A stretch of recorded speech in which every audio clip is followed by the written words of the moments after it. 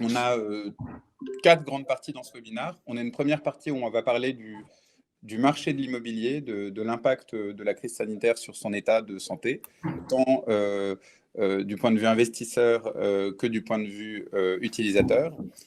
Puis on va parler de la transformation ou de la retransformation potentielle des usages des bureaux à la suite de la crise que nous traversons. Donc quels impacts les nouveaux réflexes de minimisation de l'impact, enfin des échanges bactériologiques va avoir sur la façon d'emménager et d'utiliser ces bureaux. Ensuite, on va aborder le plan d'action post-confinement, les bonnes pratiques immédiates, et on va ouvrir la discussion à tout le monde pendant la dernière demi-heure.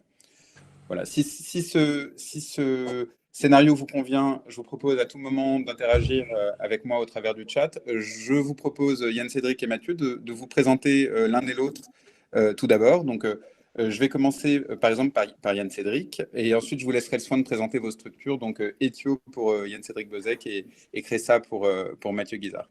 Donc, déjà, bonjour Yann Cédric. Donc, tu as, après des classes préparatoires au lycée Michelet de Vence, tu as été diplômé ingénieur de l'INSA de Rouen en 2002. Puis, tu es allé sur le terrain, sur les chantiers, donc chez Bouygues, bâtiment Île-de-France Habitat Social, conduire des travaux et encadrer des chantiers. Donc, principalement, on l'a compris, sur des opérations de type logement social. Puis, tu as rejoint Elan, où tu étais responsable du développement et tu intervenais, enfin, Elan intervient pour des clients, investisseurs, promoteurs, utilisateurs et enseignes, et tu les aidais à valoriser leur patrimoine au travers des plans d'action en matière d'environnement, d'énergie, des audits réglementaires, etc. Puis tu es retourné chez Bouygues Construction en tant que directeur commercial sur un périmètre centres commerciaux, santé, IGH, enseignement privé, équipement privé. Et tu as rejoint en tant qu'associé Ethio, donc fondé par Alexandre Sterlin. Et Ethio, c'est un groupe de conseil indépendant que tu vas nous présenter, si tu le veux bien, tout de suite. Tu as juste à te unmute sur le micro. Avec plaisir. Bonjour à tous. Merci Jérémy pour l'invitation et merci pour la présentation. Tu l'as fait mieux que moi, donc il faudra qu'on aille ensemble au rendez-vous. Avec plaisir. Donc oui, Ethio, on est une société de conseil et d'AMO indépendant qui existe depuis 2012. On est un petit peu moins de 50 personnes avec une croissance assez importante ces dernières années, d'où le déménagement, malheureusement en plein Covid, mais bon, c'est fait, donc c'est une bonne chose. Chez Ethio, on intervient sur toute la France et en Europe depuis Paris, Lille et Lyon où nous avons nos bureaux. Le gros des troupes étant à Paris. On a deux principales lignes de métier qui sont l'immobilier en premier, dont je vais vous parler après, et puis une deuxième partie sur l'automatisation d'entrepôts mais qui colle quand même un peu à l'actualité. Qu'est-ce qu'on fait en immobilier? Donc, on fait du conseil à l'acquisition, on fait du développement immobilier, de l'AMO sur toutes les grandes classes d'actifs pour des clients qui sont beaucoup d'investisseurs, quelques développeurs pour lesquels on fait le développement de projets un peu outsourcés, on va dire, des utilisateurs dans toutes leurs problématiques, hors la transaction, et puis depuis 18 mois, également quelques collectivités publiques qu'on accompagne dans des sujets très divers, sur des équipements publics, mais aussi pour requalifier des centres-villes, des friches, etc.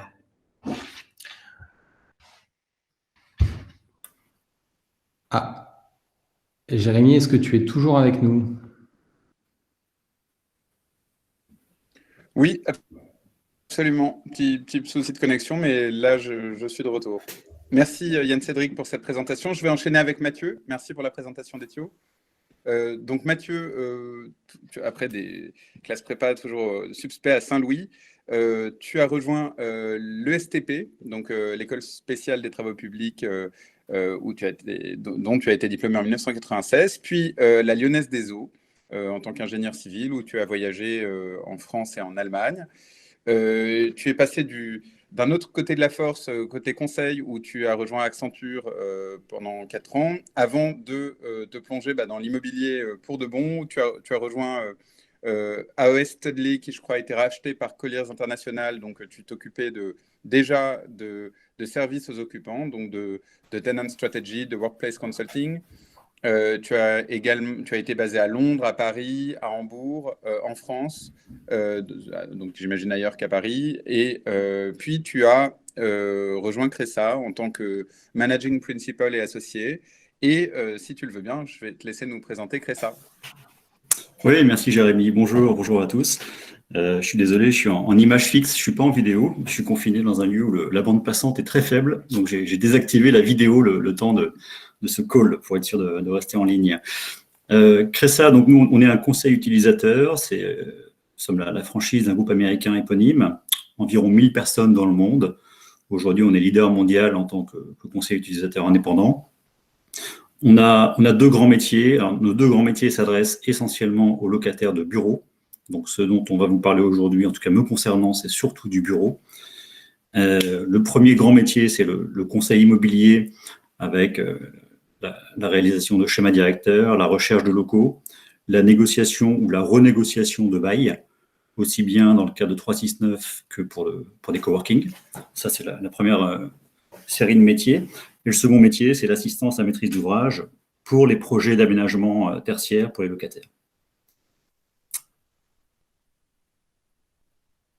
Impeccable. Merci beaucoup, Mathieu. Alors, on va rester avec toi pour rentrer dans notre premier temps fort sur l'impact, selon toi, de la crise Covid sur le marché immobilier. Effectivement, on va se concentrer sur le marché de bureau cet après-midi. Donc, tu représentes principalement l'avis des utilisateurs parce que ce sont les gens que tu conseilles. Qu'est-ce que tu constates comme pratique? Est-ce que tout le monde est solidaire en se disant que il faut que la chaîne monétaire circule pour que l'économie ne s'effondre pas? Est-ce que tu en vois au contraire qui se disent que c'est peut-être le moment, étant donné la récession qui s'annonce, qui s'est annoncée même, qui est officielle, de quelque part de rationaliser également le poste de coût immobilier? Qu'est-ce que tu as pu entendre comme j'imagine que tu as eu beaucoup de conversations, mais si tu devais un peu nous synthétiser le zeitgeist, l'air du temps chez les grands utilisateurs. Ouais. Bon, ce qu'on constate, c'est qu'actuellement, tout le monde se pose beaucoup de questions. Tout le monde réfléchit face à la grande inconnue de cette crise qui va venir, dont on ne connaît pas évidemment l'ampleur. Personne ne sait exactement ce qui va se passer, mais tout le monde a un petit peu peur. Donc, il y a beaucoup de réflexions par rapport au coût immobilier. On a quelques clients qui ont commencé à demander, y compris dans les bureaux, des reports de paiement de loyer au trimestre suivant, voire plus loin. Ça, c'est côté utilisateur. Sur le marché aujourd'hui, il y a très peu de transactions depuis 1 mois et demi, 2 mois. C'est quand même très fortement à l'arrêt, déjà parce qu'on ne peut pas visiter d'immeubles et on ne peut pas se rencontrer. Donc pour les négos, il y en a encore un petit peu, mais c'est plutôt des fins de négo. Il n'y a pas de nouvelles négo réellement qui démarrent. Les valeurs faciales aujourd'hui des loyers ne sont pas impactées, pas encore. On n'a pas encore vu de valeur dégringoler. Ça ne bouge pas pour l'instant. En revanche, on commence à voir des mesures d'accompagnement des bailleurs qui augmentent, c'est-à-dire quelques mois de franchise supplémentaires par rapport à ce qu'on aurait pu imaginer il y a 2-3 mois, des décalages dans les dates de prise à bail. Je crois que les bailleurs sont conscients qu'on a besoin de 2-3 mois de plus pour emménager, et c'est assez facile d'avoir des décalages. L'impact sur les valeurs faciales, il viendra sûrement plus tard, selon l'amplitude de la crise, mais on ne l'a pas encore vraiment vu. D'accord. Et donc, qui dit pas d'impact a priori sur les valeurs faciales, Yann Cédric dit sans doute peut-être pas d'impact côté invest sur les prix. Alors, ça dépend aussi de la localisation, ça, l'impact sur les prix. Il se passe encore des choses sur le marché d'investissement. Après, c'est vrai qu'on commence sur quelques deals à observer une décote Covid, alors qui est pas drastique. On ne coupe pas les prix en deux. C'est peut-être 10%, mais elle existe. D'accord, donc c'est quelque part la prime liée au fait que la transaction se fasse pendant cette période d'incertitude. Exactement. Alors que nombre d'acteurs sont en train d'attendre un peu le repricing du marché, savoir quel est le vrai coût. Certains qui ont déjà pas mal de capitaux, qui ont levé des fonds, se positionnent tout de suite et prennent en premier des légères décotes, mais sur certains actifs qui peuvent être intéressants. Et par rapport à ce que Mathieu, tu disais, sur les mesures d'accompagnement qui étaient négociées, est-ce que ce sont les bailleurs qui prennent les dispositions avec leurs conseils pour fluidifier le marché, de présenter des mesures plus souples qu'auparavant en anticipation d'un éventuel retournement du rapport de force, ou est-ce que c'est lié ou est-ce que au contraire ce sont les utilisateurs qui ont une démarche opportuniste peut-être pour profiter du moment dans l'hypothèse où ça reviendrait à la normale, ce qui serait un scénario quelque part optimiste? Ouais, je crois que c'est un peu les deux côtés.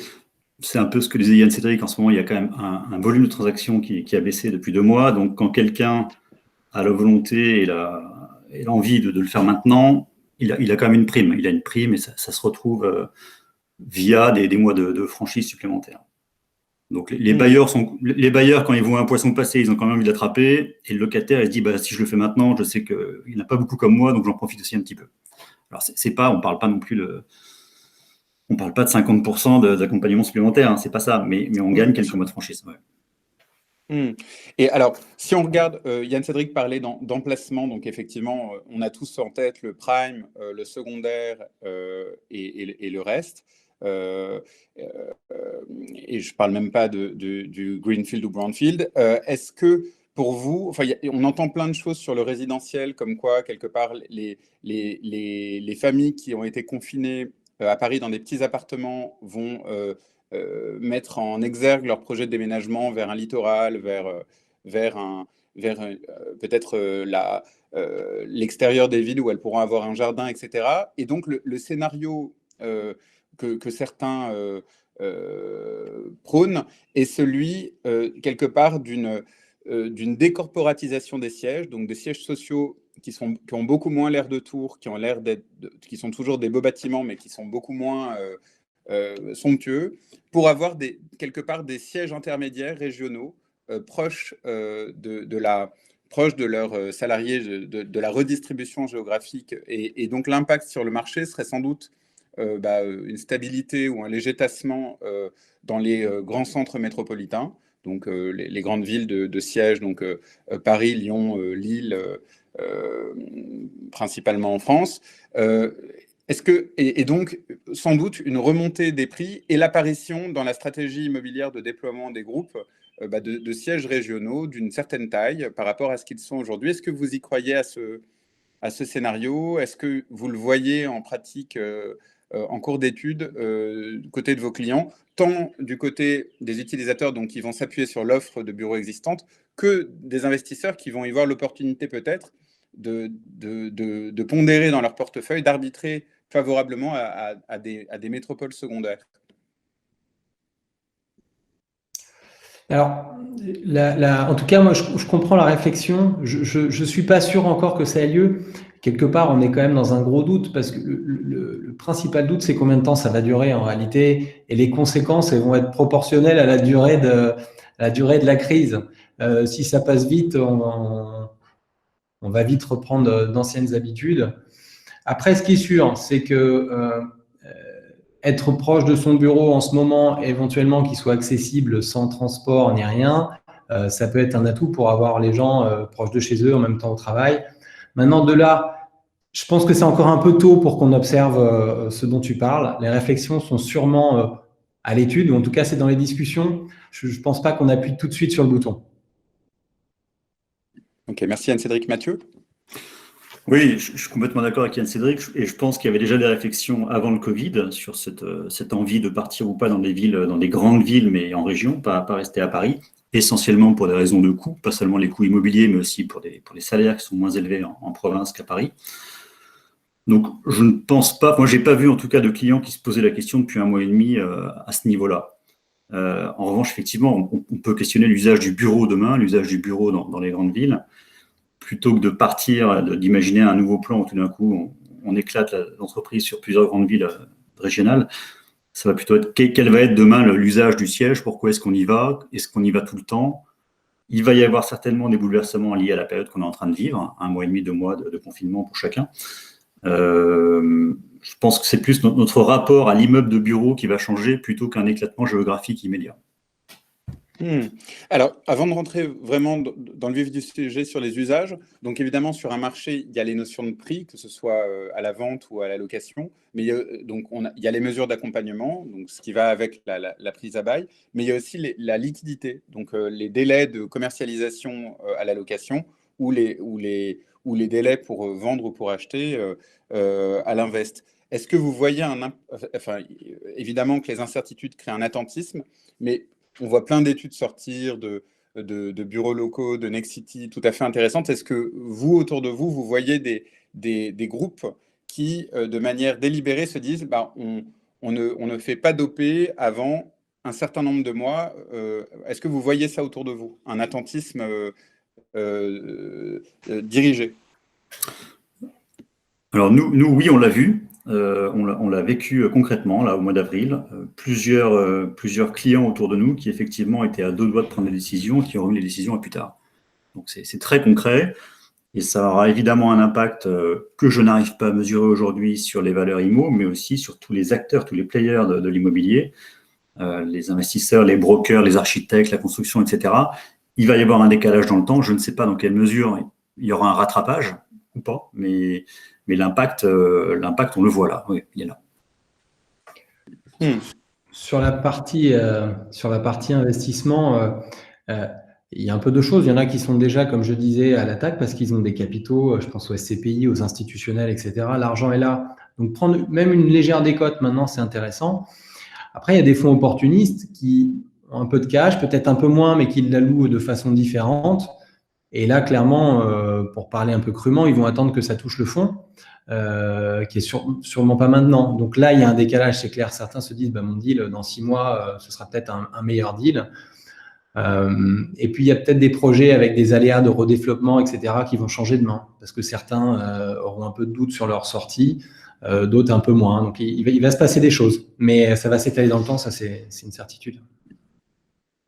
Ok, merci beaucoup. Alors, donc, si on reprend cette question des usages, donc Mathieu, nous, on ne se connaissait pas, j'avais croisé tes associés Charles et Thibault, mais on a fait connaissance au téléphone cette semaine. Et je te disais, moi, chez nos clients, chez Welcomer, on entend des sociétés ou des exploitants de réseaux de flex qui vont agrandir la taille de leurs espaces pour permettre justement un espacement, cette fameuse distanciation sociale. Et à l'inverse, j'en parlais, il y en a d'autres qui disent, bah, on va faire en sorte que l'acte de venir à un siège social soit réfléchi et ne soit pas... et donc, on va potentiellement réduire la taille du siège. Est-ce que tu vois quelque part une tendance se dégager dans les discussions que tu as avec tes clients, ou est-ce que c'est trop tôt pour réellement dessiner l'impact sur la taille des espaces, si on reste sur la taille pour l'instant avant de rentrer dans l'aménagement de l'espace? Ouais. Écoute, oui, c'est encore un petit peu tôt. Par contre, mais c'est vrai qu'on commence quand même à en discuter avec pas mal de clients, même si les décisions ne sont pas encore prises. On a tous vécu là 1 mois et demi, 2 mois de période assez inédite où on a découvert qu'il y avait des tabous qui ont sauté, notamment le tabou de l'IT, la sécurisation des données, l'utilisation des outils à distance, les vidéoconférences, etc. Tout ce qui était encore impossible il y a 2 mois est devenu possible. On a pas mal de clients dans la banque, assurance. À chaque fois, c'était la même chose. C'est très compliqué, tout est sécurisé, on ne peut pas faire ça de la maison. Et là, tout le monde bosse de la maison chez les banquiers, chez les assureurs. Donc ça, il y a un tabou qui saute. Le tabou aussi de rester à la maison.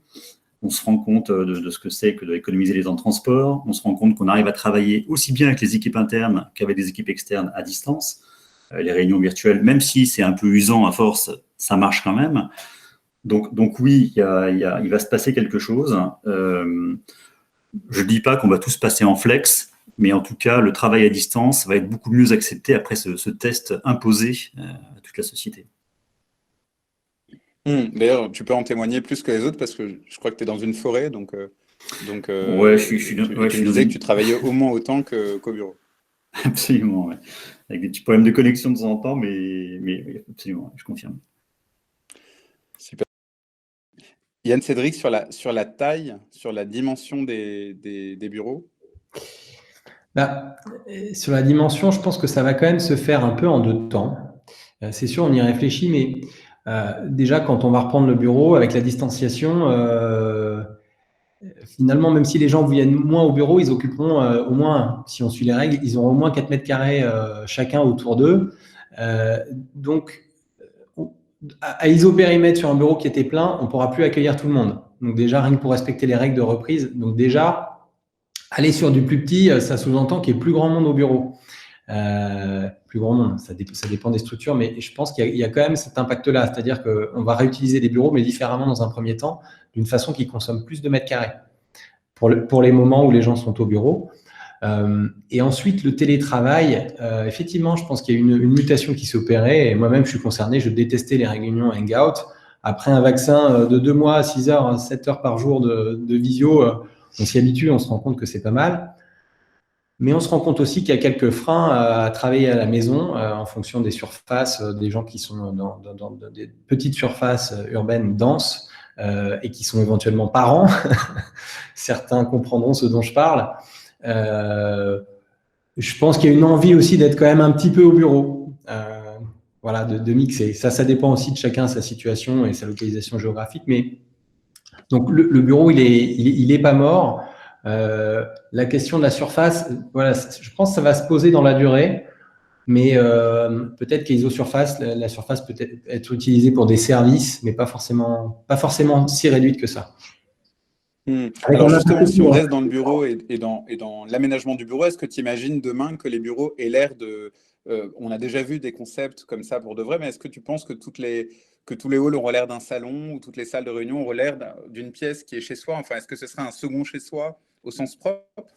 Parce que jusqu'ici, c'était quand même au sens figuré. Enfin, un bureau, c'était quand même là pour être fonctionnel, pour éventuellement qualifier un certain prestige de l'entreprise qui accueille, pour offrir des services, pour travailler en mode projet ou travailler, faire venir ses clients ou ses fournisseurs, mais on ne l'imaginait pas comme un second chez soi.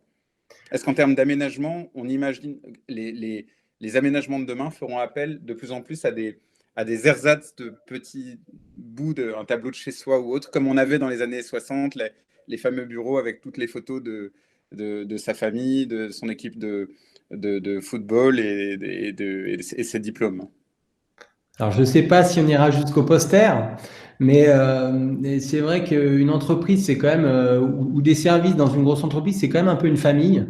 Et on a besoin de se retrouver. Et là, après 2 mois de distanciation, moi, je le sens dans les équipes, il y a quand même un besoin de se voir. Et ça, je pense que c'est assez fort dans les cultures d'entreprise. Donc, se retrouver dans un endroit qui est un peu un autre chez soi, moi, j'y crois assez. Et je pense qu'il y a une très forte demande d'espace un petit peu, pas juste le bureau froid, mais un peu designé, un peu sympa, avec du mobilier, avec du velours, avec du bois. Enfin, tout ce qu'on a pu voir ces dernières années, c'était une tendance qui avait déjà démarré. Mais moi, je ne crois pas qu'elle s'arrête. Vraiment pas, au contraire. Mais Mathieu, tu disais que le flex allait se développer. Est-ce que cette tendance, quelque part, au cosy au bureau, elle n'est pas antinomique de ce qu'on imagine être le flex froid où on doit laisser son bureau vierge tous les soirs dans l'hypothèse où on ne serait pas en mesure de revenir le lendemain? Qu'est-ce que tu en penses, Mathieu? Moi, écoute, c'est une tendance qu'on voit quand même depuis quelques années. Là encore, c'est pas le Covid qui a déclenché ça. L'introduction des codes de la maison dans le bureau, ça fait 4-5 ans qu'on le voit. Quand on va sur les salons de mobilier ou d'aménagement tertiaire, ça ressemble de plus en plus à la maison, avec des salons, avec des coins cosy, avec des banquettes, avec des petites tables basses, etc. Donc, c'est pas nouveau. Mais je reviens sur ce que disait Yann Cédric aussi quand il parlait des enfants. On voit que les enfants aujourd'hui, ils ont tous super envie de retourner à l'école. C'est marrant. Enfin, il y a 2 mois, ils traînaient tous un peu les pieds pour aller à l'école. Là, ils ont envie d'y aller. Et c'est pareil pour les adultes. J'ai l'impression qu'on est quand même très nombreux à vouloir retourner au bureau. Et c'est pas seulement pour bosser, parce qu'on arrive finalement assez bien à bosser à la maison, mais c'est aussi pour rechercher les gens, pour rechercher le lien social. Donc effectivement, je ne sais pas dans quelle mesure ce qu'on a vécu là aura des impacts à très long terme, mais aujourd'hui, ce qu'on va rechercher au bureau, outre quelques facilités de travail, les printers, les imprimeurs, quelques postes un peu particuliers, on va chercher des collègues en fait, on va chercher du monde, on va chercher des gens qu'on veut voir en vrai, on va chercher des réunions physiques, et tout ça va se traduire certainement dans l'aménagement des bureaux de demain. Il y aura une demande. On y va pour rencontrer des gens, on n'y va pas pour s'isoler ou pour s'enfermer dans une salle. Ça, on peut le faire à la maison, quelque part. Il y a aussi, je trouve, un sujet de management, c'est-à-dire qu'un management full remote, moi, je trouve que ça prend plus de temps qu'un management au bureau avec des gens qu'on peut voir, toucher, ou un mode qui est vraisemblablement ce vers quoi on va tendre de plus en plus, qui est un peu du mixte. Je suis un peu en télétravail, je suis un peu en déplacement, je suis un peu au bureau, mais quand même, je me vois de temps en temps et j'ai une réunion physique. Clairement, il faut renforcer les réunions. On est un peu obligé, je trouve, dans le management à distance, de renforcer les réunions. Ça prend du temps, et le temps, c'est quand même un petit peu la denrée rare. Donc, c'est pour ça que là aussi, je pense que le retour, au moins partiel au bureau, il est inéluctable. Alors, vous êtes tous les deux dirigeants d'entreprise et tous les deux, vous devez préparer le retour lundi ou non de vos équipes justement dans vos bureaux. Est-ce que, alors, Yann Cédric, on l'a mentionné en introduction, chez Ethio, c'est assez ésotérique parce que vous avez carrément déménagé. Avant de prendre votre étude de cas, qui va être quand même une histoire sympa à raconter pendant quelques années, ou peut-être quelques décennies, on ne sait pas, mais on espère qu'une crise Covid n'arrivera pas trop souvent. Mais Mathieu, donc de manière beaucoup plus conventionnelle, comment chez Cresa préparez-vous ce retour quelque part? Quel est le plan d'action? J'imagine que vous avez également beaucoup conseillé vos clients sur ce sujet-là. Quelles sont les 3-4 meilleures pratiques que tu peux partager à l'Assemblée, donc aux 40 personnes aux 40 participants qui t'écoutent? Ouais. Bon, écoute, il y a l'expérience Cresa, mais qui est pas une grande boîte, puis il y a l'expérience de nos clients qui ont des tailles plus importantes. Nous chez Cresa, ce qu'on dit, et bon, on suit les directives du gouvernement, c'est-à-dire qu'on va essayer le plus possible de rester en télétravail. L'idée, c'est pas lundi prochain, on retourne tous au boulot. En revanche, on est entre nous, donc je peux le dire. Ce qu'on se dit quand même, c'est que ceux qui en ont besoin psychologiquement de sortir de chez eux et d'aller au bureau, on va faire des rotations, on va permettre des rotations pour qu'on puisse un peu sortir de la maison et aller, entre guillemets, retrouver une vie d'avant normale au bureau. On ne sera pas tous ensemble là-bas. Alors après, on fait ces espèces de planning avec les équipes A, B, C, et selon les jours, c'est A, B ou C qui peut aller au bureau. Et il n'y a pas d'obligation d'y aller, mais ceux qui ont besoin de souffler pourront y aller. C'est un petit peu ça. Et sur place, évidemment, enfin, je vous passe les détails, mais on met tout ce qu'il faut en termes de nettoyage, de sanitaire, etc., pour éviter les contagions. Chez nos clients, j'ai l'impression que c'est un peu la même chose, y compris dans les très grandes entreprises, enfin, c'est-à-dire les bâtiments qui accueillent plus de 1000 personnes aujourd'hui. Le retour au bureau va être très, très progressif. C'est pas lundi prochain qu'on va voir du monde arriver dans les bureaux. Ça va être extrêmement progressif sur le mois de mai. On a des gros clients qui ne prévoient personne non plus avant juin. Et même en juin, on est sur des ratios de 20 à 25% de la population qui revient au bureau dans ces grands bâtiments. Pourquoi? Parce qu'il y a énormément de problèmes avec les transports, évidemment. Comment on fait venir les gens? Alors, les transports en commun, c'est un problème. Je ne sais pas comment ils vont régler ça à la RATP, mais si on met des queues devant les wagons sur les quais, je ne sais pas comment ça va se passer, ça va être compliqué. Si tout le monde vient en transport individuel, quand on n'arrive pas à venir en vélo, il y aura un problème d'embouteillage et puis il y aura un problème de parking. On ne pourra pas accueillir 100% des gens si tout le monde vient en voiture, ça va être un problème. Ensuite, il y aura des problèmes dans les ascenseurs, dans les bâtiments. Il y aura des problèmes au self ou à la machine à café. Enfin, partout, ça va être des queues énormes. Donc le retour à la normale est extrêmement progressif. Je crois que c'est le bon sens qui l'emporte, là. D'ailleurs, par rapport à ce que dit Mathieu et aux aménagements, je pense qu'il va falloir augmenter la taille des locaux pour les vélos. Parce que je crois qu'il n'y en a pas beaucoup pour ceux qui peuvent aller en mobilité verte au bureau, beaucoup vont le faire.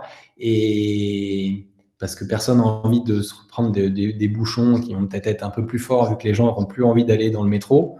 Je pense qu'il y a un boom du vélo. Donc, quid des bâtiments où on ne peut pas les stocker? Il y aura un petit sujet là-dessus, très certainement. Après... Et alors, est-ce que tu as un local à vélo dans les... Donc, vous arrivez... vous avez quitté Wellio pour Patchwork à Saint-Lazare. Vous étiez chez Wellio à Miromesnil. Est-ce qu'il y a un local à vélo? Il y a un local à vélo provisoire, mais on a un très, très beau local à vélo qui arrive. Donc, pour l'instant, c'est sous l'escalier, mais en même temps, je dis pour l'instant... on est en confinement, donc il y a très peu de monde au bureau, mais on aura un beau local vélo et c'est amusant parce qu'on prépare la reprise chez nous aussi et ça a été des questions qui nous sont revenues plein de fois. Est-ce qu'on pourra mettre nos vélos? Donc il y a un vrai sujet. Et alors, on déménage comment pendant le Covid? C'est comme dans Mary Poppins, les meubles se déplacent tout seuls, sans les toucher? Non, ça s'organise. On a eu un petit peu peur, hein, clairement. On s'est dit comment on va faire. On déménage de toute façon, il y a quelques personnes, entre autres les dirigeants, qui se rendent sur place, regarder l'état. C'est vrai que par rapport à ce que tu disais tout à l'heure, à la maison, au bureau, etc., même si on a la maison, il y a quand même une tendance, en tout cas qui a été mise en place chez nous, mais que je peux observer chez beaucoup de clients ou partenaires, c'est quand même d'avoir beaucoup moins de matériel. C'est-à-dire que le cadre, il est sympa, il est agréable, mais on voyage plus léger qu'avant. C'est-à-dire que moi, il y a 10 ans, j'avais 4 armoires remplies de classeurs, de trucs que je jetais à chaque déménagement, en fait, parce que c'était pas utile. Aujourd'hui, on a un peu plus d'hygiène là-dessus, donc il y a un peu moins de choses à déménager. Donc ça nous a aidé, c'est qu'en fait, il n'y avait pas tant de cartons que ça. Donc on a fait des rotations de ceux qui étaient encore proches des bureaux, qui n'étaient pas partis en province ou dans des maisons secondaires. Et puis, chacun à tour de rôle, on a fait un planning pour pas qu'il y ait trop de monde en même temps, est venu faire son carton. Tout le monde a bien joué le jeu. Je pense qu'on n'était pas les seuls à faire ça dans cette période, hein. Il doit y avoir quelques entreprises. Et puis, il y a des petites boîtes de déménagement qui étaient ravies aussi de pouvoir travailler dans cette période. Donc, il n'y a pas eu de coactivité. On a laissé des tas de cartons, tout était bien prêt. Et puis, ça s'est fait. Et donc là, on a emménagé. Moi, je suis au bureau aujourd'hui. Bon, il y a des cartons partout. On va redéballer ça tranquillement la semaine prochaine. Et comme Mathieu le disait, et comme beaucoup de sociétés qui ne sont pas des grands groupes, où là, c'est assez drastique la reprise, hein. C'est vrai que je vois PSA qui dit full télétravail encore pendant un moment. J'ai pas mal de clients et connaissances pour lesquels c'est pas de bureau avant septembre. Je pense que la règle pour des entreprises de taille intermédiaire, c'est de dire les bureaux sont ouverts, mais la règle de base, c'est plus d'être au bureau. C'est venez quand c'est nécessaire. Et puis forcément, on fait des quotas, c'est-à-dire que nous, on ne va pas accueillir tout le monde. Concrètement, nous, il y a un doodle, on regarde chaque jour à combien c'est, et puis au-dessus d'un certain chiffre, on fait un cut ou on arbitre, mais on ne veut pas tout le monde en même temps. Donc les bureaux sont ouverts, mais ce n'est pas non plus la vie d'avant encore. Ouais, Alors, si je à ce résume, titre-là, je t'en prie, Mathieu. ouais, juste une petite anecdote qu'on a eue avec un de nos clients l'année dernière. On était en visioconférence avec la DRH d'un groupe d'assurance. Et elle nous faisait part des remontées du mid-management chez eux, où en fait, ils ne savent pas comment faire parce que tout le monde veut revenir. Et ils sont très embêtés parce que là, ils ont tous leurs salariés qui n'en peuvent plus d'être à la maison. Parce que c'est vrai que là aujourd'hui, on vit un truc qui n'est pas le home office. On vit le home office avec les enfants dans les pattes. Donc, ce n'est pas tout à fait comme du home office normal. Et donc, elle nous disait, on est très embêtés parce qu'il faut qu'on arrive à limiter les gens et ils ont très peur qu'en fait, tout le monde se pointe d'une façon ou d'une autre la semaine prochaine ou la semaine d'après, malgré les règles instaurées par leur groupe. Donc en fait, je ne crois pas que les gens je pense que les gens n'auront pas de mal à se motiver pour revenir. Voilà. Nous, on a dû faire 2-3 attestations, Mathieu, pour aller dans ton sens, pour des parents en détresse qui avaient besoin de venir au bureau. Donc, il y a eu quand même quelques attestations sous le manteau pour leur permettre de venir au bureau. Et les 2-3 fois où je suis venu, je suis tombé sur du monde ici. Donc, j'abonde à 100%. Bon, c'est des anecdotes plutôt sympas. Merci à tous les deux. On en a fini avec la phase préliminaire. On va ouvrir les questions à tout le monde. Je voudrais juste essayer de synthétiser les 3 parties. Donc, sur le marché, vous dites que, bon, de manière tout à fait naturelle, en raison des incertitudes, il y a un petit effet solde spécial Covid, mais qui est tout à fait compréhensible. Mais qu'en revanche, que l'impact que ça aura sur les marchés à long terme, vous ne le savez pas encore et a priori personne ne le sait parce que tout dépend de la durée de la crise. Donc ça, c'était sur le point 1. Sur le point 2, sur les usages, de la même manière qu'on ne sait pas trop comment va se comporter le marché, ce qui est certain, c'est que le bureau va continuer à exister. Certaines entreprises envisagent même peut-être de prendre plus grand parce qu'il y a maintenant, il va y avoir ces réflexes d'avoir 4 mètres carrés autour de soi, si l'on en croit la directive du gouvernement. Et à l'inverse, on peut imaginer que le flex se démocratise de plus en plus, donc que la taille des structures accueillant des salariés se réduisent progressivement, peut-être au bénéfice de structures de débordement comme on n'en a pas parlé, mais je suis sûr que ça viendra en question, les espaces de coworking, les réseaux de bâtiments en flex. Donc, on va éventuellement parler des tiers-lieux, j'en suis sûr, comme une solution dans les questions. Et enfin, sur les aménagements, la crise n'est pas un révélateur de nouvelles tendances, mais plutôt un accélérateur de tendances. Mathieu, tu disais que la tendance de faire de son bureau un petit chez-soi, elle avait 4-5 ans. Yann Cédric, moi je pensais même que tu étais chez toi dans un appartement plutôt qu'au bureau avec les petits tableaux que tu as derrière et tout. C'est effectivement très cosy. Et on a terminé par vos plans d'action très pragmatiques de retour au bureau et vos doutes sur le fait qu'on revienne aussi vite que prévu malgré l'envie de certains qui ont les enfants sur les genoux. Je crois que c'était extrêmement clair, extrêmement intéressant. Vous avez parfaitement couvert le périmètre de ce qu'on avait préparé. Je vous en remercie. Donc, j'ai une première question de Philippe Collinet qui pose la question suivante. En fait, Philippe, j'ai l'impression, pense que le problème, c'est pas tant le bureau que les transports en commun pour ceux qui n'ont pas de voiture ou pas de parking ou pas de vélo ou qui habitent trop loin. Voilà. Est-ce que le vrai frein, c'est pas que le bureau soit sympa ou pas et qu'il y ait les collègues ou pas? Est-ce que le vrai frein, c'est pas finalement ces temps de transport? Ouais, moi je partage complètement le point de Philippe. Je pense que le gros point noir là pour la reprise normale dans le temps, ça va être les transports. Transports en commun et transports individuels. C'est un gros point noir. Le deuxième point noir que j'évoquais tout à l'heure, c'est la restauration. C'est quand on emmène tout le monde, même si, enfin, je sais pas, si on arrive à résoudre le problème du transport et que tout le monde vient à la Défense le matin, où est-ce qu'on va déjeuner à la Défense?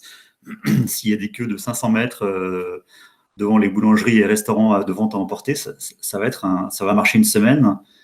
Et je pense qu'on ne va pas le supporter très longtemps. C'est les deux gros points noirs. Ouais. Rien à voir avec l'immobilier. Yann Cédric, un point sur la question. Tu voudrais compléter l'éclairage de Mathieu? Je suis d'accord avec ça. Et par rapport, pour les quelques fois où je vois, il y a des gens au bureau, hein, c'est clair, la question, c'est si je passe la journée, comment est-ce que je fais pour déjeuner? Uber Eats, Frishti et confrères ont quelques belles semaines devant eux. Alors, il y a une question d'Isabelle, alors qui n'est pas une question, mais pour Isabelle, une façon évidente que les gens se croisent moins, c'est qu'ils apportent leur déjeuner, enfin leur gamelle. Est-ce que ce sont les recommandations que vous faites à vos équipes, Yann Cédric et Mathieu, chez Ethio et chez Cressa?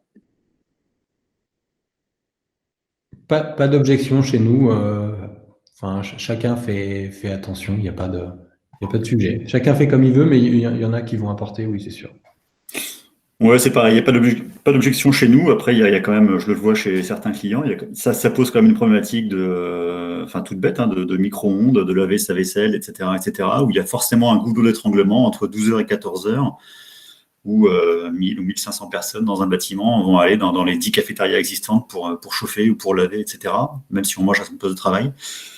Donc, ça résout pas tous les problèmes de distanciation sociale. Donc potentiellement, de la science-fiction, ce serait comme on avait son imprimante à chaque bureau dans les années 80, il y aura à chacun son micro-ondes à chaque bureau. Ouais, c'est ça, non, il est un peu là le problème. Jusqu'au jour, mais c'est ça en fait le truc, je pense que ça va être jusqu'au jour où on va accepter le risque. Jusqu'au jour où on n'en pourra plus de ces règles et on va accepter le risque de potentiellement tomber malade. Enfin, ça va peut-être se finir comme ça. Ouais. Alors, c'est moi qui pose la question suivante en attendant que les timidités se relâchent. J'ai employé le terme de tiers-lieu. Est-ce que tant côté utilisateur pour créer ça que côté invest, parce qu'il faut bien c'est souvent des opérateurs qui fonctionnent par débot, donc qui prennent bail auprès de foncières qui opèrent ces espaces de coworking. Est-ce que vous voyez ces opérateurs devenir des partenaires dans la recherche de solutions des directions immobilières, des grands groupes, pour justement offrir des solutions de repli pour minimiser les temps de transport dont on a parlé grâce à Philippe, ou bien est-ce que les tiers-lieux se voient plutôt éventuellement comme des points relais de quartier où quelque part les résidents qui seront chez eux voudront pas aller croiser le livreur de colis et iront chercher leurs colis dans des casiers. Donc, est-ce que vous les imaginez plutôt être en complément des grands opérateurs, des grands utilisateurs d'immobilier que sont les entreprises, ou bien en aide aux résidents? Est-ce qu'il y en a qui sont pris entre ces choix-là? Alors, concernant les opérateurs de coworking, ce qu'on a vu là en 2018 et 2019, c'est qu'ils ont participé à une course effrénée, une course à la centralité. Il y a certains opérateurs, il y a 3-4 ans, qui ont essayé de s'organiser pour s'éloigner de Paris, pour être, comme tu dis, des centres de proximité entre 15 et 30 km du centre de Paris. Ces business models, peut-être qu'ils ont eu raison trop tôt, j'en sais rien, mais en tout cas, ça n'a pas vraiment marché. Donc aujourd'hui, en 2018-2019, ils sont tous revenus dans le centre ou dans les quartiers d'affaires. On peut même dire que sur les grandes surfaces, disons les surfaces supérieures à 10 000 mètres, c'est eux qui ont fait le marché en 2019, en termes de transactions et de marché immobilier. Donc ils ne seront pas à proximité de là où on habite tous. Ils ont visé la centralité, ils ont visé les grands quartiers d'affaires. C'est un problème parce que si demain ces opérateurs de coworking ne vont pas bien, il y aura un effet domino très très fort sur le marché immobilier. Et aujourd'hui, moi je vois vraiment 2 scénarios possibles les concernant, un scénario optimiste et un scénario moins optimiste. L'optimiste, comme tu le dis, c'est qu'effectivement, ils vont permettre à tous de gagner en flexibilité, ils vont permettre aux sociétés d'offrir le plus possible des centres de travail pas trop éloignés de là où on habite. Ça, c'est le scénario optimiste. Donc, il y aura un certain succès commercial pour eux et ça marcherait bien. Et puis, il y a un scénario moins optimiste qui est que les business, ces coworking, ont des business models qui sont basés quand même sur d'assez fortes densités dans lesquelles la distanciation sociale est un problème. Enfin, voilà, quand on va chez les grands opérateurs, on se rend compte que sur les benches, on est quand même tous les uns à côté des autres. Les postes de travail sont assez chers. Si demain, pour respecter la distanciation, il ne faut pas avoir un poste, mais 6 postes pour être sûr d'être à plus d'1,50 m ou 2 mètres de son voisin, ça ne tiendra pas la route en termes de business model, ni pour les utilisateurs, ni pour les coworkers. Et donc là, il va y avoir un gros problème, un gros problème économique pour tout le monde. Et oui, et les entreprises ne sont pas en mesure de payer des desks. Les desks sont chers. 800 balles, Quand tu ramènes le desk par tête de pipe, c'est quand même assez cher. Donc demain, s'il faut que tu loues 3-4 desks pour garder ton 1,50 m de distance, ça ne marchera pas. Et malheureusement, pour les opérateurs de coworking, ils ont pour la plupart loué à un moment où les prix étaient le plus élevés possible, en 2018-2019. Les prix étaient très, très élevés. Ils auront du mal à se réhabituer à des prix, ils ne pourront pas se descendre à des prix de marché qui vont baisser. Donc là, il y a un vrai risque sur le marché immobilier face aux opérateurs de coworking.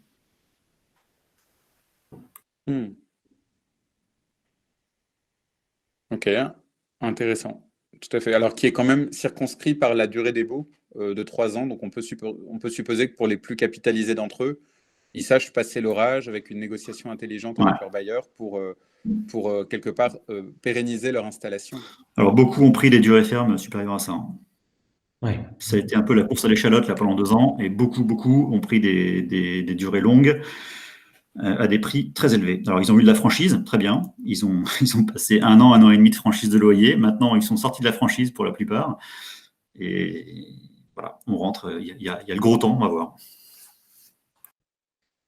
Après, la crise ne durera pas éternellement. Sur les tiers-lieux. Oui, je pense que la crise ne va pas non plus durer éternellement. Si ça durait qu'on ignore, c'est le paramètre principal, c'est vrai, mais ce que tu dis fait de toute façon sens, c'est-à-dire que le point en plus, le relais, avec tous les services, parce que c'est quand même des gens, tous ces opérateurs qui ont fait preuve de créativité, d'innovation dans le service, dans la façon de bâtir leurs offres, etc. Peut-être faisons leur confiance pour venir trouver des compléments de services qui pourraient faire des compléments de revenus.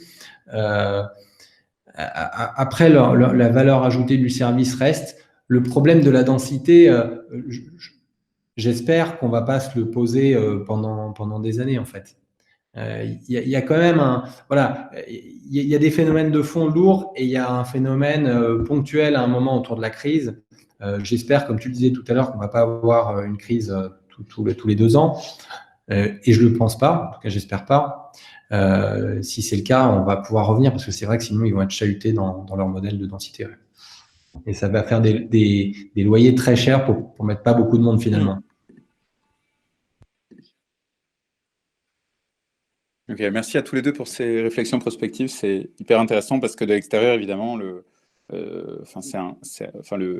les réseaux qui opèrent des immeubles en flex sont un marché en forte croissance et on avait l'impression que c'était rentré dans les mœurs. C'est dans ce que vous dites tous les deux, c'est maintenant qu'on va arriver à l'heure de vérité. C'est quand c'est bien géré, que le cash de la franchise, s'il a bien été, on va dire, stocké, provisionné, il va être redéployé pour tenir la mauvaise passe et repartir de plus belle. C'est extrêmement clair. Alors, j'ai une question qui demande si il y a des façons de penser différentes, chez les grands groupes notamment, entre la région parisienne et la province. N'hésitez pas à répondre de manière même télégraphique si c'est pas le cas, mais c'est vrai que les grands groupes en province, je pense à Michelin, Clermont, etc., ont un ancrage territorial. Vous voyez, il y a une responsabilité territoriale qui n'est pas la même que dans l'anonymat de la défense, par exemple. Oui, et puis on revient aussi sur la question des transports, qui est vécue différemment en province, où souvent la circulation permet de rendre un peu plus acceptable les trajets en voiture qui font plus partie des usages, et ça change le rapport au déplacement aussi. Et le dimensionnement du stationnement est fait aussi pour. Donc voilà, je pense que c'est quand même différent à ce niveau-là. Ouais, et tu as également les valeurs de loyer. Nous, on est en train de travailler à Niort sur un nouveau bâtiment à Niort. On est sur des loyers, oui, divisés par 3 ou 4 par rapport aux loyers parisiens. Donc on peut se permettre d'avoir beaucoup plus de mètres carrés, et c'est déjà prévu aujourd'hui, indépendamment de la crise. Il y a un confort dans l'environnement de travail qui est très différent, et donc des risques sanitaires très amoindris. Alors, j'ai une question d'Isabelle que je vais vous lire dans un instant. Si voilà, tout se passe bien, c'est parfait. Donc, Isabelle Boireau pose la question suivante. À quel horizon peut-on considérer que les règles de distanciation vont perdurer ? Alors, la sous-question, c'est gestion court terme versus long terme des installations. Donc, et savez-vous, en sont les réflexions dans les cellules de crise de vos clients, notamment, enfin, on suppose que vous y participez. Et donc voilà, Isabelle vous demande des insights sur le sujet de l'horizon de temps auquel se projettent les grands groupes dans l'assouplissement des mesures de distanciation. Bon, cette question, moi, j'ai aucune réponse. Je pense que Yann Cédric non plus. J'ai pas de boule de cristal, j'en sais rien. J'attendais ta réponse avec impatience, Mathieu. J'attendais la tienne aussi. Non, je pense qu'on ne sait pas. Par contre, on en parlait avec Yann Cédric la semaine dernière, c'est quel va être l'impact, en effet, par exemple, sur le traitement de l'air. Moi, je ne sais pas si c'est une crise qui est ponctuelle, si c'est redondant, si on va tous devenir un peu anxieux par rapport à ce sujet sanitaire à l'avenir. Et donc, comment est-ce qu'on va traiter le traitement de l'air dans les années qui viennent? Vous savez qu'aujourd'hui, quand on renouvelle l'air, il n'y a pas que de l'air neuf, il y a un mélange, on récupère de la chaleur, donc on rebalance de l'air usé. Changer toutes les CTA dans tous les immeubles, c'est pas possible. C'est pas possible. Enfin, économiquement, c'est un vrai sujet, économiquement et techniquement. Donc, ouais, je te vois réagir, Cédric. Ouais, non, mais c'est sûr. Et après, il y a dans les équipements, c'est-à-dire que ce soit ponctuel ou non, il y a des choses qu'on peut changer et qui seront valables sur la durée. C'est-à-dire que la façon d'accéder au bâtiment, d'utiliser le bâtiment sans avoir à toucher trop de choses, c'est-à-dire avec quelque chose de personnel plutôt qu'avec ses doigts. Enfin, la machine à café, si j'ai pas besoin de la toucher, que je peux le faire avec mon smartphone pour me faire couler mon café. Les poignets, si je peux me faire détecter que le truc souffle, je peux le pousser avec le pied. Je dis des trucs hyper pragmatiques, hyper simples et bêtes, mais ça, je le vois pour être au bureau, là, se faire couler un café, on se lave les mains, on touche le truc, on se relave les mains, hop, on prend le café, on en a versé à côté, on met le doigt, on se relave les mains. Bon, tout ça, c'est compliqué, donc c'est un cas très simple, mais je pense que, voilà, amener même dans le hardware, enfin, dans le matériel, des solutions pour limiter les contacts, parce que je crois que c'est Philippe tout à l'heure dans les questions qui disait, bon, il y a les transports, et puis où on a traîné avant, et quels sont les microbes qu'on ramène au bureau, et ce qu'on va toucher. C'est quand même un sujet là tout de suite, mais si on le résout maintenant, même s'il n'y a plus de grosses épidémies derrière, ça reste un sujet qui va dans le sens de l'amélioration de l'hygiène au travail. Donc là, je pense qu'il pourrait y avoir des choses à faire, des choses peut-être encore à inventer, très simples, mais avec un vrai apport. Mais sinon, sur des changements conséquents, c'est hyper dur de dire, on ne sait pas du tout où on va. Alors, j'ai justement Aurélie au sujet des solutions techniques. Donc là, on a parlé de la ventilation, enfin, du renouvellement de l'air, qui pose la question de quelque part d'une partie prenante dont on a peu parlé, c'est les fournisseurs. Elle cite la domotique, etc. Comment peuvent-ils apporter ces solutions-là aux property managers? Est-ce que c'est à eux d'être force de proposition? Est-ce que c'est au marché de dicter ses besoins? Est-ce que c'est à l'État d'écrire des normes. Voilà. Est-ce qu'il y a un rôle à jouer chez les fournisseurs pour apporter des solutions rapidement aux besoins actuels? Moi, je pense que côté utilisateur, il existe déjà beaucoup de solutions liées à la domotique, comme celle par exemple, que tu vends chez Welcomer, mais aussi Oui, absolument, par je rapport à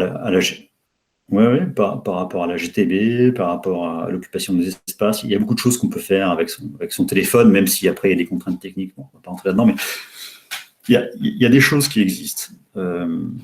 Donc effectivement, je pense que les fournisseurs ont une carte à jouer. Il peut y avoir, je ne dirais pas une révolution technologique, mais il peut y avoir une appétence en tout cas pour des nouvelles technologies à court terme, quoi, dans les 12-24 mois qui viennent. Ouais. Yann Cédric? Non, je suis 100% d'accord.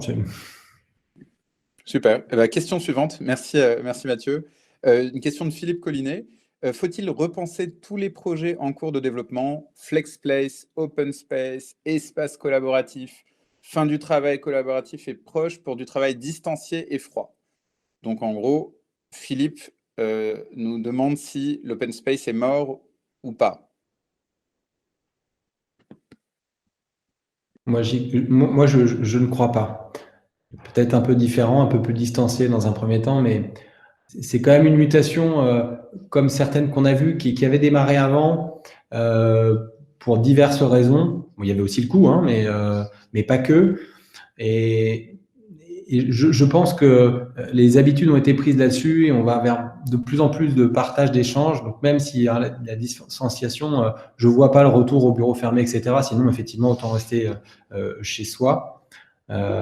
Donc non, je pense que au contraire, des architectures un peu ouvertes dans la conception qui permettent de passer d'un mode à l'autre, réfléchir un peu à un bâtiment évolutif, ce qui se pratique pour certains utilisateurs qui travaillent en méthode agile et qui ont besoin de se réunir, de s'isoler, etc. Et donc, ça implique au niveau de l'immobilier de le penser de façon agile et mobile. Je pense que c'est plutôt ça l'idée. Moi, j'arrêterai pas en tout cas je reviendrai pas à ce qui se faisait avant. Ouais, je suis d'accord avec toi. Merci, et c'est ce qu'on disait un petit peu en première partie de cet entretien, c'est que justement le fait d'avoir été confinés tous pendant longtemps, on voit ce qui nous manque, on voit ce qu'on n'a plus, et ce que le bureau peut nous offrir en tant que lieu de rencontre.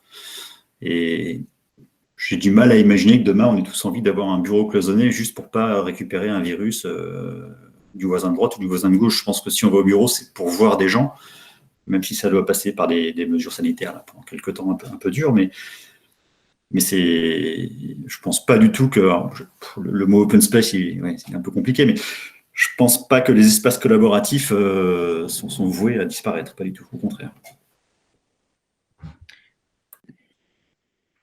Super, merci à tous les deux.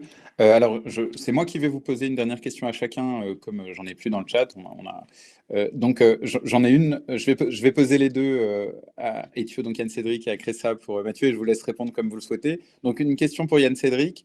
Alors, on a parlé beaucoup de bureaux, mais on lit aussi que comme il y a une réappétence pour les stocks, pour pouvoir livrer ses clients quand on a une entreprise, on lit que le marché de la logistique, de l'entrepôt, de l'immobilier logistique va éventuellement profiter de ce qui s'est passé. Qu'est-ce que tu en penses? Parce que chez Ethio, tu n'en as pas parlé, mais vous avez une division, je crois, Intralogistics qui propose des solutions sur la logistique. Donc, c'est une question pour toi, Yann Cédric. Et une question pour toi, Mathieu. Cressa, c'est un groupe américain et vous installez beaucoup de sociétés américaines. Est-ce que vous voyez dans la façon de gérer la crise et dans les processus de gestion de crise des différences majeures entre vos clients de culture latine, donc notamment français, et vos clients américains? Donc voilà, la dernière question pour chacun d'entre vous. Deux questions différentes. Merci pour ta question. C'est vrai que sur la logistique, chez Ethio, historiquement, on en faisait beaucoup en immobilier. Et puis, c'est à force de projets qu'on a vu quelque part une mutation s'opérer avec quelques bouts de mètres carrés de retail qui se sont retrouvés, qui ont disparu, qui se sont retrouvés dans la logistique, grosso modo, des plus petites surfaces de vente, mais alimentées en flux plus tendus. Et donc, un besoin d'infrastructure de distribution et donc logistique plus l'essor de l'e-commerce, avec la volonté d'être livré très vite. Et donc, cette volonté de livrer très vite, elle implique que c'est plus faisable à la main. Et donc, il a fallu automatiser. Donc, c'est pour ça qu'on a développé un deuxième business pour automatiser les entrepôts. Et avec la crise, on s'est bien rendu compte que tous ces acteurs de la logistique, c'est quand même ceux qui nous ont permis, sans aucune difficulté, d'être approvisionnés pendant le confinement. Je pense que personne n'a eu passé les premières semaines où les pâtes et le papier hygiénique ont disparu des rayons. Je trouve que ça a été relativement serein. Et c'est grâce à ces acteurs-là qui sont un peu masqués dans l'ombre et qui ont pris beaucoup de valeur aux yeux du public que ça a pu se passer.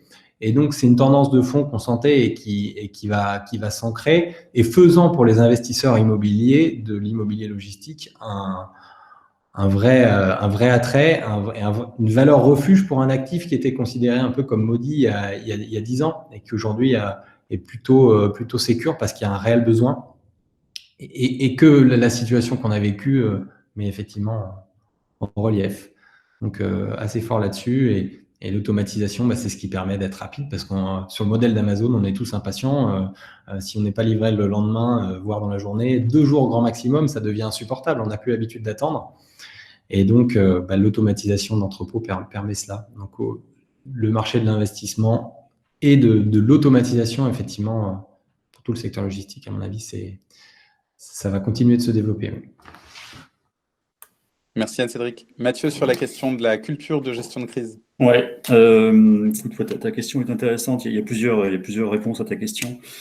La première réponse en tant que réponse à cette crise-là, c'est qu'on voit que les white papers et tous les papiers qui communiquent sur cette crise, ils sont à peu près uniformes partout, y compris chez les grands brokers, chez les grands architectes, dans les boîtes de construction. Enfin, tout le monde utilise à peu près le même matériel marketing pour communiquer auprès de ses clients et pour adresser la crise. Donc, je ne vois pas tellement de différence, en tout cas dans les pays occidentaux, enfin en tout cas US, Europe, c'est assez similaire. Nous, actuellement, on a un grand projet, c'est Cresa France, mais pour le coup, on a un client français, on a un grand projet à New York, dans l'Empire State Building en ce moment. Il s'est passé à peu près la même chose que sur les grands projets parisiens, c'est-à-dire que tout a été stoppé très violemment, comme nous le 17 mars, quoi. Eux, c'est venu une semaine après, mais tout d'un coup, plus personne n'est au bureau, les chantiers se sont arrêtés, enfin tout s'est arrêté, les autorités administratives ont arrêté de bosser. Ça redémarre pas encore tout à fait. Je trouve qu'à Paris, ça a un petit peu redémarré lentement. À New York, pas encore. C'est encore. Alors, bon, New York, c'est particulier aussi aux US, mais c'est encore très très arrêté.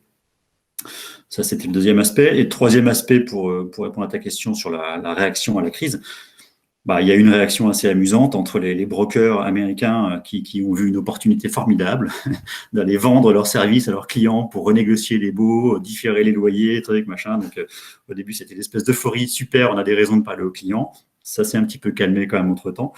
Alors qu'en Europe, je pense que tout le monde a été un peu plus calme et serein en disant, bon, c'est un gros sujet, c'est le loyer, mais on va laisser quand même les DG et les DAF eux-mêmes parler à leurs propriétaires. Les brokers, je pense, ont eu assez peu d'occasion de court-circuiter ces relations dans un moment de crise intense. En mars, c'était quand même très violent. Je pense que les DG et les DAF ont traité directement l'immobilier pendant quelques semaines, ce qui d'habitude n'arrive pas à ce niveau-là. Formidable. Écoutez, il est 15h30. On est les rois du chrono. Merci beaucoup Yann Cédric, merci beaucoup Mathieu, donc de chez respectivement Ethio et Cresa d'avoir participé à ce webinaire. Merci à tous nos participants, à vos questions, Philippe, Isabelle, Aurélie, Sonia. C'était très à propos. J'ai poussé le lien vers le prochain webinaire Welcomer, donc qui aura lieu le mercredi 20 mai à 14h30. Et pour ceux qui ont eu une interruption tétine ou biberon, il y aura un replay. Donc, on a enregistré le webinaire et on le poussera dans la newsletter Welcome, dans une newsletter Welcomer à venir. Je peux pas forcément m'engager sur la prochaine. Ça sera évidemment reposté sur les réseaux sociaux. Un grand merci à tous pour le partage, à nos intervenants de nous avoir raconté leur quotidien, qui est évidemment un peu spécial, mais c'est aussi l'occasion, vous voyez, avec ces réunions de faire notre formation continue en s'abreuvant du jus de crâne des autres. Donc un grand merci pour votre pour votre générosité dans ces analyses, Yann Cédric et Mathieu. Et très bon après-midi à tous et bonjour à vos équipes et la santé. Merci à toi, Jérémy. Merci à tous. Et puis, on a répondu avec humilité. On n'a pas vraiment de certitude. Donc, pardonnez-nous si tout ne se passe pas comme on l'a dit. Hein. J'approuve. Merci, à bientôt.